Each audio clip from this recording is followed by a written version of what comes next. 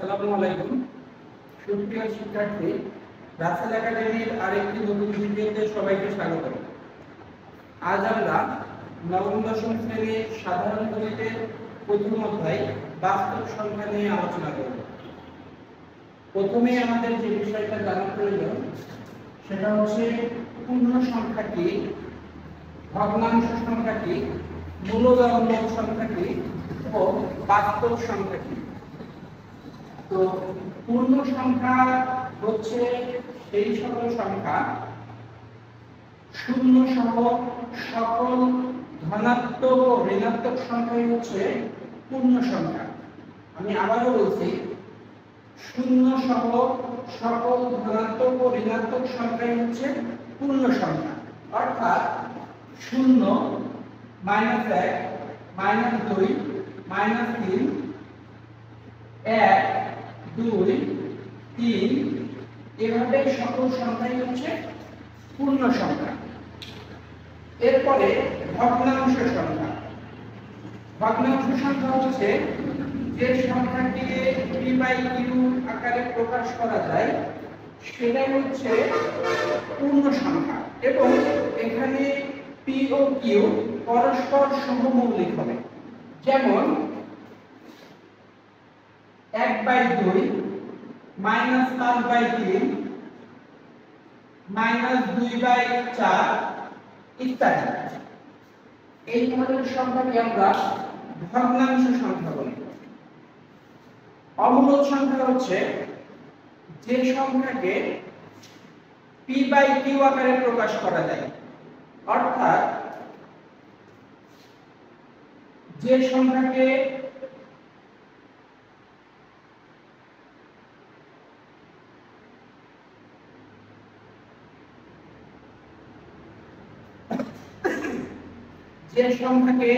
p/q আকারে প্রকাশ করা যায় সেটাই হচ্ছে মূলদ সংখ্যা। যেমন 1, 2, 3, 1.3 পৌনঃপুনিক এই ধরনের সংখ্যাগুলো হচ্ছে মূলদ সংখ্যা। যেমন 2 কে p/q আকারে প্রকাশ করতে গেলে 2 এর নিচে একটা 1 আসে, তাহলে এটা p/q আকারে প্রকাশ করা যাচ্ছে। অমূলদ সংখ্যা হচ্ছে যে সংখ্যাকে p/q আকারে প্রকাশ করা যায় না, অর্থাৎ যে সংখ্যা p/q আকারে প্রকাশ করা যায়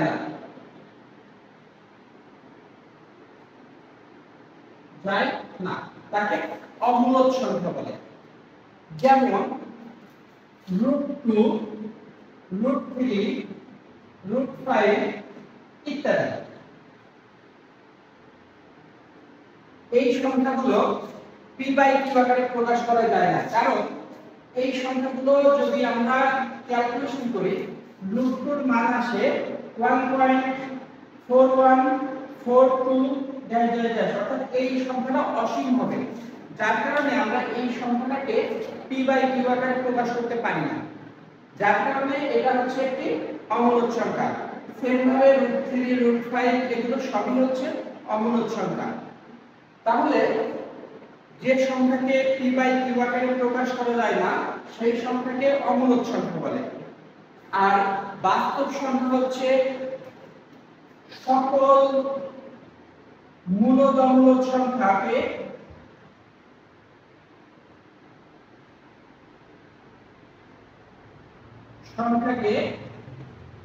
বাস্তব সংখ্যা বলে, অর্থাৎ সকল মূলদ এবং অমূলদ সংখ্যাই হচ্ছে বাস্তব সংখ্যা।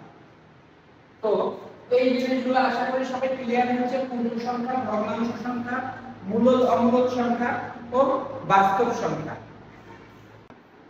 এখন আমরা একটি সংখ্যাকে সামান্য ভগ্নাংশে প্রকাশ করব। সংখ্যাটি হচ্ছে 45.2346। 3 এবং 6 এর মাথায় পৌনঃপুনিক। এই ধরনের সংখ্যাকে সামান্য ভগ্নাংশে প্রকাশ করার ক্ষেত্রে আমরা প্রথমে সংখ্যাটিকে দশমিক এবং পৌনঃপুনিক বাদে পুরো সংখ্যাটা তুলে নেব, এবং তার সাথে যে সংখ্যাগুলোর উপরে পৌনঃপুনিক নাই সেই সংখ্যাটা বিয়োগ করব, ডিভাইডেড বাই নিচে যে কটা সংখ্যার উপরে পৌনঃপুনিক আছে সেই কটা সংখ্যার জন্য সেই কটা 9 এবং দশমিকের পরে যে কটা সংখ্যা আছে পৌনঃপুনিক বাদে সে কটা শূন্য নিব। শূন্য নিয়ে আমরা যদি বিয়োগ করি তাহলে প্রথমে দেখা যাচ্ছে যে প্রথমে বিয়োগ করলে 451894 আসে এবং নিচে 990, অর্থাৎ আমাদের তিনটার উপরে পৌনঃপুনিক ছিল, তার জন্য আমরা তিনটা 9 নিয়েছি এবং দশমিকের পরে একটা সংখ্যার উপরে পৌনঃপুনিক নাই, যার কারণে আমরা একটা শূন্য নিয়েছি। এরপরে এই সংখ্যাটা 2 দিয়ে কাটা যায়, 2 দিয়ে কাটলে 2 2 5 9 4 7 এবং নিচে 4 9 9 এই সংখ্যাটা আসে। তাহলে এই সংখ্যাটাকে আমরা ভাগ করলে আমরা পাই 451172 ডিভাইডেড বাই 4995, অর্থাৎ এই সংখ্যাটা আমরা পাচ্ছি। এটাই হচ্ছে সামান্য ভগ্নাংশের প্রকাশ। তো সামান্য ভগ্নাংশের প্রকাশটা খুবই ইজি, খুবই সহজ। এক্ষেত্রে আমরা শুধু কয়েকটা জিনিস সামনে রাখলেই হয়, সেটা হচ্ছে পুরো সংখ্যাটাকে একবার লেখা পৌনঃপুনিক এবং দশমিক বাদে, তারপরে পৌনঃপুনিক বাদে যতগুলো সংখ্যা আছে সেই সংখ্যাটাকে বিয়োগ করা এবং নিচে পৌনঃপুনিক যে কয়টা সংখ্যার উপর আছে সে কয়টা 9 এবং দশমিকের পরে যে কয়টা পৌনঃপুনিক বাদে সংখ্যা আছে সেই কয়টা সংখ্যার জন্য সেই কয়টা শূন্য নিয়ে আমরা যদি ক্যালকুলেশন করি তাহলে আমাদের সামান্য ভগ্নাংশের প্রকাশ হয়ে যাবে। সুপ্রিয় শিক্ষার্থী, এখন আমরা কোন দশমিক পৌনঃপুনিক সংখ্যাকে 37 দশমিকে পরিবর্তন করে দেখাবো, অর্থাৎ কোন পৌনঃপুনিক দশমিক সংখ্যা সেটাকে কিভাবে 37 দশমিক সংখ্যায় রূপান্তর করা যায়। এক্ষেত্রে আমরা প্রথমে অনাবৃত সর্বোচ্চ সংখ্যা, অর্থাৎ যে কটা সংখ্যা আছে দেওয়া আছে তার ভিতরে অনাবৃত সংখ্যা, সর্বোচ্চ অনাবৃত সংখ্যাটা নির্ণয় করব। অর্থাৎ একটু খেয়াল করলে দেখা যাবে যে এখানে প্রথমে অনাবৃত সংখ্যা 3টি, পরে 2টি, তারপরে 2টি, অর্থাৎ অনাবৃত সর্বোচ্চ সংখ্যা হচ্ছে দশমিকের পরে অনাবৃত সর্বোচ্চ সংখ্যা হলো 3। তাহলে আমরা প্রত্যেকটা সংখ্যায় সর্বোচ্চ অনাবৃত সংখ্যা 3 নেব এবং আবৃত সংখ্যা লসাগু করব। প্রথমে আবৃত সংখ্যাগুলো নির্ণয় করে নেব, অর্থাৎ প্রথমে 0, পরে আবৃত সংখ্যা 3, পরে তারপরে আবৃত সংখ্যা হচ্ছে 2, অর্থাৎ 0 2 3 এর লসাগু করতে হবে। তাহলে 0 2 3 এর লসাগু হচ্ছে 6। তাহলে এখানে আমরা সর্বোচ্চ মান পেলাম 3 আর এইটা লসাগু পেলাম হচ্ছে 6। তাহলে এখন আমাদের প্রত্যেকটা সংখ্যায় সর্বোচ্চ অনাবৃত সংখ্যা করতে হবে 3 এবং সর্বোচ্চ আবৃত সংখ্যা করতে হবে 6।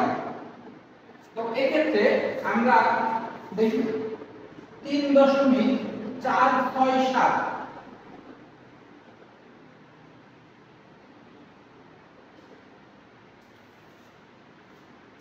হ্যাঁ, দেখুন সুপ্রিয় শিক্ষার্থী, আমরা যেহেতু এরপরে আর কোনো পৌনঃপুনিক সংখ্যা নাই, প্রথম সংখ্যাটার পরে পৌনঃপুনিক সংখ্যা নাই, এর জন্য আমরা অনাবৃত সংখ্যা নিচ্ছি হচ্ছে সর্বোচ্চ 3টা। এরপরে যেহেতু পৌনঃপুনিক সংখ্যা নাই সেহেতু 0 দিয়ে আমরা এই যে পৌনঃপুনিক সংখ্যা বা আবৃত সংখ্যা 6, সর্বোচ্চ 6 করেছিলাম, এই 6টা মিলাইতে হবে। সেক্ষেত্রে আমরা 0 কে ব্যবহার করছি।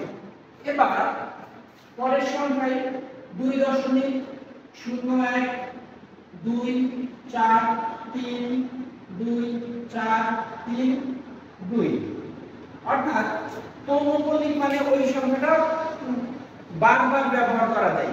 অর্থাৎ পৌনঃপুনিক যে সংখ্যাগুলোর উপরে থাকবে সেই সংখ্যাগুলোকে পুনরায় বারবার ব্যবহার করা যায়। অর্থাৎ আমরা দেখো এই সংখ্যাটাকে আমরা এখানে 0 ছিল অনাবৃত সংখ্যা, তারপরে যে আবৃত সংখ্যা ছিল সেটা বারংবার ব্যবহার করছি, করে আমরা সর্বোচ্চ অনাবৃত সংখ্যা 3 নিছি।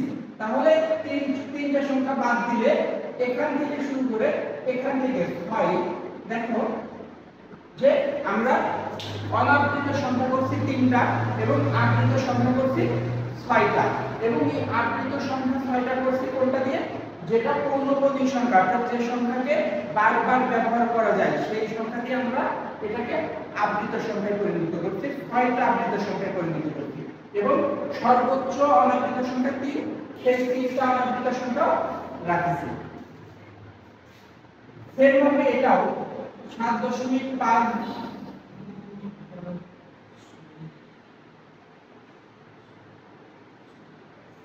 অর্থাৎ 5-6কে আমরা বারবার ব্যবহার করছি, করে অনাবৃত সংখ্যা 3 এবং আবৃত সংখ্যা 6টা করছি। অনাবৃত সংখ্যা এখন এখানে 5-6কে আমরা, যেহেতু 5-6 এর উপর পৌনঃপুনিক আছে সেহেতু 5-6কে আমরা বারবার ব্যবহার করতে পারবো। তো বারবার ব্যবহার করে আমরা সর্বোচ্চ অনাবৃত সংখ্যা করতে 3 এবং আবৃত সংখ্যা যেটা আগে করে আসছে 6টা আবৃত সংখ্যা করতে হবে, যেহেতু আমাদের আবৃত সংখ্যা দশমিক হয়েছিল 6, তো আমরা আবৃত সংখ্যা 6টা নিয়েছি। এটাই হচ্ছে সদৃশ দশমিকের পরিবর্তন। আশা করি ক্লাসটা বুঝতে পারছো।